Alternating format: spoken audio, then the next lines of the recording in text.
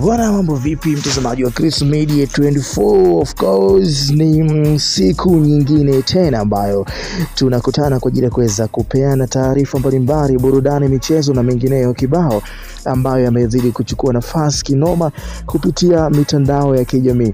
Moja ya story kubwa na mambo mengi ambayo watu wanatamani kuweza kuyasikia ni kuweza kuona dabi ya Kariakoo inapigwa hivi karibuni. Ilipangwa kufanyika tarehe 15 mwaka 2025. Sasa jambo hili limeonekana kutokuwa sawa kwa upande wa Young Africans kwa sababu msimamo wao waliupanga hivyo na bado wanaosimamia hivyo.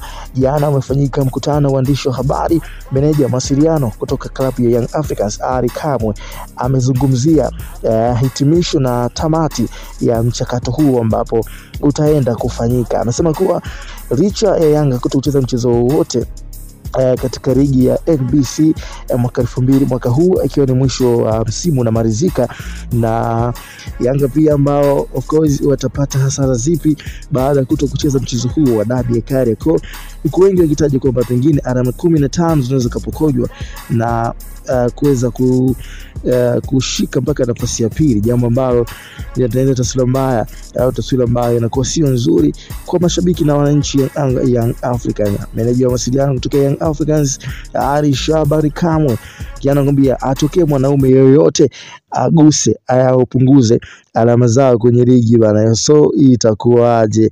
Itakuwa ni balaa sana, na Ally Kamwe amefungua kwamba hamna mtu ambaye anaweza kukata pointi zao hata kama hawatocheza. So bana, jambo haya yamezungumzwa na Ally Kamwe kupitia press ambayo ameifanya siku ya jana, ambapo anadaiwa kwamba kama wachezaji au timu ya Young Africans haitopeleka mechi waache timu siku ya tarehe 15 basi watakatwa alama 15. Sasa Ally Kamwe amekanusha taarifa hizo akisema kwamba hakuna mwanaume yeyote ambaye anaweza kukata alama hizo. Kama yupo basi ajaribu ili aweze kuona.